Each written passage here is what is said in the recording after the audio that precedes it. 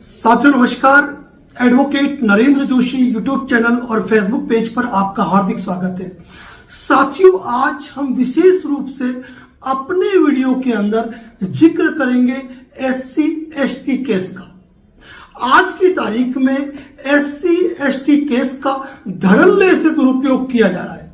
मैं यहां कहना चाहूंगा कि SC ST एक्ट जो बनाया गया वह इसलिए बनाया गया कि दलितों पर किसी प्रकार का अत्याचार नहीं हो, उन्हें जातिगत बातें नहीं सुननी पड़े, उनका समाज में शोषण नहीं हो। और इसीलिए मेरा आज का वीडियो न केवल जनरल कास्ट के लिए अपितु SC ST एक्ट के भी जो साथी मेरा वीडियो देख रहे हैं उनके लिए भी महत्वपूर्ण है कि क्यों आज SC ST एक्ट केस के मामलों को गंभीरता से नहीं लिया जा रहा है।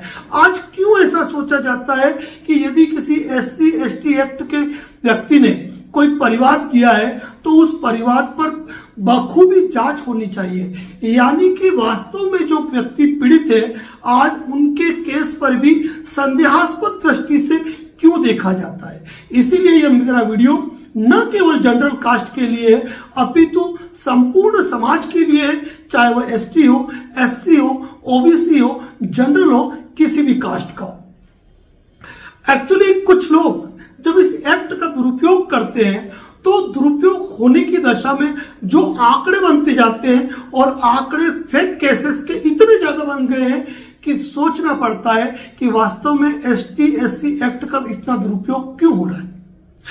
आज किसी व्यक्ति को किसी व्यक्ति से बदला लेना है, जमीनी विवाद का मामला है, ब्लैकमेल करना है, कोई पुरानी दुश्मनी निकालनी है या फिर कोई जमीनी विवाद ही क्यों ना हो। आज की तारीख में कोई भी व्यक्ति किसी SC ST जाति वाले को यह सुझाव देता है कि तू इस व्यक्ति पे SC ST का मुकदमा कर दे तो व्यक्ति घुटनों के बल आ जाएगा, झुक जाएगा। लेकिन नया कानून लागू होने वाला है और नए कानून में कई तरह के प्रोविजन किए गए हैं जिनको प्रत्येक व्यक्ति को समझना जरूरी है। लेकिन उससे पहले हम ये जानेंगे कि SC ST एक्ट मामले के अंदर किस तरीके से दुरुपयोग होता जा रहा है। कुछ समय पहले सुप्रीम कोर्ट ने SC ST एक्ट के मैटर में कहा था कि यदि किसी व्यक्ति को भले ही सार्वजनिक स्थान पर यदि किसी SC या ST वर्ग के व्यक्ति को पागल, मूर्ख, इडियट, बेवकूफ, गधा ऐसे कोई भी अगर शब्द कहे जाते हैं और उन शब्दों में यदि कोई जातिगत बात नहीं आती है तो वहां पर यदि कोई व्यक्ति SC ST एक्ट का मुकदमा लगाएगा तो वह मुकदमा प्रभावी नहीं माना जाएगा और उसके तहत आरोप नहीं बनेंगे। यानी कि कहने का मतलब है कि सुप्रीम कोर्ट ने इस बात को क्लियर किया है कि यदि कोई व्यक्ति सार्वजनिक स्थान पे किसी SC या ST समुदाय के व्यक्ति को जातिगत रूप से गाली देकर अपमानित करता है, उसे नीचा दिखाने का प्रयास करता है और ऐसा एक्ट करता है कि उसके ऊपर कोई जातिगत गाली आती है तो ऐसी अवस्था के अंदर ही उस पर SC ST का मुकदमा होगा। लेकिन यहां पर यह बात भी जरूरी है कि यह स्थान सार्वजनिक स्थान की परिभाषा में होना चाहिए। वहां पर उस व्यक्ति के अलावा दूसरे भी प्रकट साक्ष्य या गवाह मौजूद होने चाहिए। एक बात आपको विशेष रूप से ध्यान रखनी पड़ेगी कि सार्वजनिक स्थान की डेफिनेशन क्या है। कोई व्यक्ति कहे कि घर के अंदर आया और मुझे जातिगत गाली दे दी तो यह SC ST एक्ट के अंतर्गत अपराध नहीं माना जाएगा। और एक बात जो आज की तारीख में लोग भूल जाते हैं वो ये भूल जाते हैं कि आज की तारीख में प्रत्येक व्यक्ति के पास मोबाइल है। इन दो आंखों के अलावा वो तीसरी आंख ऐसी है जो हर घटना को कैप्चर करती है, रिकॉर्ड करती है। जब दो व्यक्तियों के बीच में लड़ाई होती है तो चाहे वो दो व्यक्ति कोई रिकॉर्डिंग करे या न करे लेकिन तीसरा व्यक्ति रिकॉर्डिंग जरूर करता है। तो ऐसी अवस्था में यदि कोई व्यक्ति ऐसा झूठा मुकदमा लगाता है तो वहां वह रिकॉर्डिंग सबूत बनती है इसके अलावा कई जगह पर सीसीटीवी फुटेज लगे होते हैं, लेकिन इसके बावजूद भी लोग गलतियां करते हैं और गलतियों पे गलतियां करते हुए आरोप लगाते हैं कि इस व्यक्ति ने मुझे सार्वजनिक स्थान पर जातिगत गालियां दी। अब भाई उस स्थान पर सीसीटीवी फुटेज लगे हुए हैं, लोग रिकॉर्डिंग कर रहे हैं, कल तुम झूठे साबित होंगे और तुमको भी जेल जाना पड़ेगा अगर झूठे मुकदमे कराओगे तो। किसी व्यक्ति को गाली दे देना, अनपढ़, मूर्ख, बेवकूफ, पागल, इडियट ऐसे शब्द बोल देना, तो इस दूसरी धाराओं के अंदर आईपीसी के अंतर्गत जो सामान्य प्रोविजन है वहां पर अपराध है, लेकिन एससी एसटी के मामले में यह अपराध नहीं है। इसी तरह कर्नाटक हाईकोर्ट ने भी अपना एक मामला है जिसमें एससी एसटी एक्ट के मामले में क्लियरली कहा है कि एससी एसटी एक्ट का अपराध कब और किस स्थिति में नहीं बनेगा। साथ ही सुप्रीम कोर्ट ने इस चीज को भी क्लियर किया है कि एससी एसटी एक्ट के मामले में कोई भी परिवाद आया तो जो व्यक्ति उसकी एफआईआर दर्ज कर रहा है या जो व्यक्ति उस एफआईआर की इन्वेस्टिगेशन करेगा, उसका परम दायित्व बनता है कि वह ईमानदारी से पूरे तथ्यों पर अनुसंधान करे ताकि किसी प्रकार की कमी पेशी नहीं बने। और एक बात और बता दूं मैं आपको, एससी एसटी एक्ट के अंतर्गत जब कोई व्यक्ति एफआईआर दर्ज करवाता है तो पीड़ित प्रतिकर के अंतर्गत उसको प्रत्येक स्टेट में अलग अलग राहत राशि है, कई 25,000 रुपए मिलते हैं तो कई 50,000 रुपए मिलते हैं, ये राशि सरकार देती है। लेकिन जब मुकदमा झूठा साबित हुआ तो इस राशि की वसूली भी की जा सकती है और जुर्माना भी भरना पड़ सकता है यदि कोई व्यक्ति एससी एसटी एक्ट का गलत तरीके से मुकदमा दर्ज कराएगा। एक और बड़ी बात कहूंगा, एनसीआरबी में एक डाटा होता है जिस डाटे में ये क्लियर होता है कि प्रत्येक साल कितने अपराध दर्ज हुए, कितने अपराध हुए, कितनी एफआईआर दर्ज हुई और कितने मामले झूठे पाए गए। अगर हम एनसीआरबी के आंकड़ों को यदि हम देखें तो विभिन्न न्यूज चैनल्स के माध्यम से और यहां तक कि खुद राजस्थान पुलिस ने यह बात बताई है कि एससी एसटी एक्ट में जितने मुकदमे दर्ज होते हैं उसमें 50% से अधिक तक के मामले झूठे और बेबुनियाद पाए जाते हैं, जो जमीनी विवादों को लेकर, आपसी लेन देन को लेकर, आपसी रंजिशों को लेकर या मात्र ब्लैकमेल करने के मकसद से दर्ज कराए जाते हैं।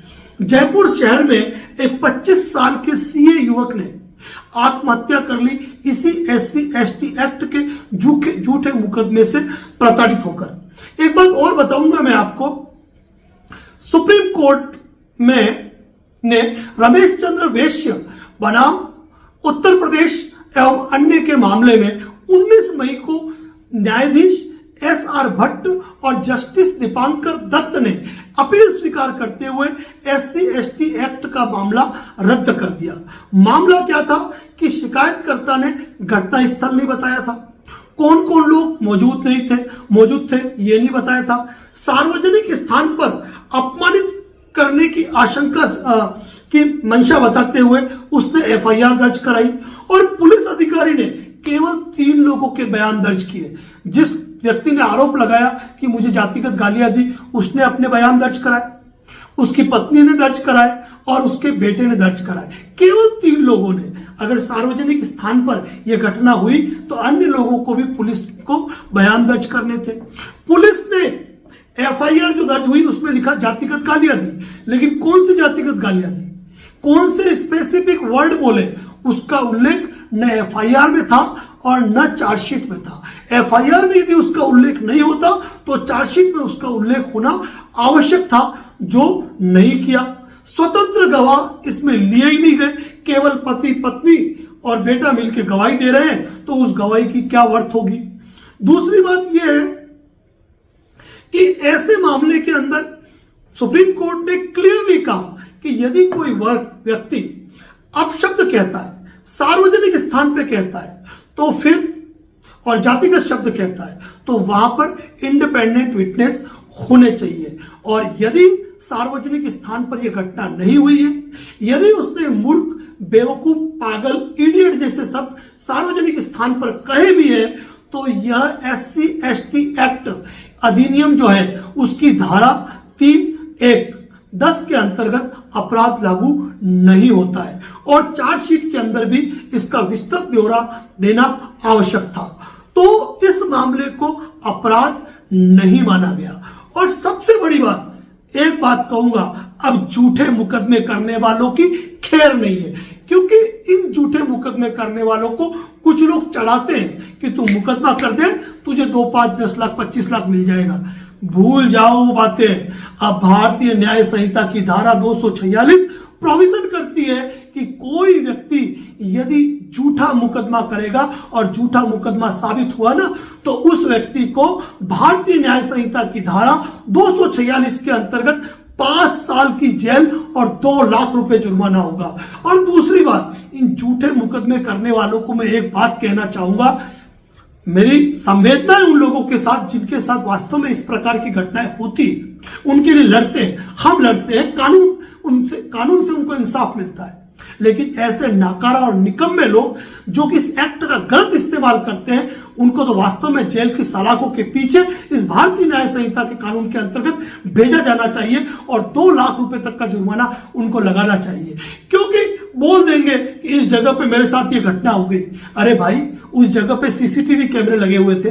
अरे भाई, वीडियो रिकॉर्डिंग है। अरे भाई, मोबाइल रिकॉर्डिंग है। अरे भाई, तूने सार्वजनिक स्थान का, तो अब 50 लोग हैं, तो क्या 50 लोगों में कोई स्वतंत्र गवाह नहीं मिले? क्या यूं तो नहीं जिसने घटना की वो पलट जाएगा?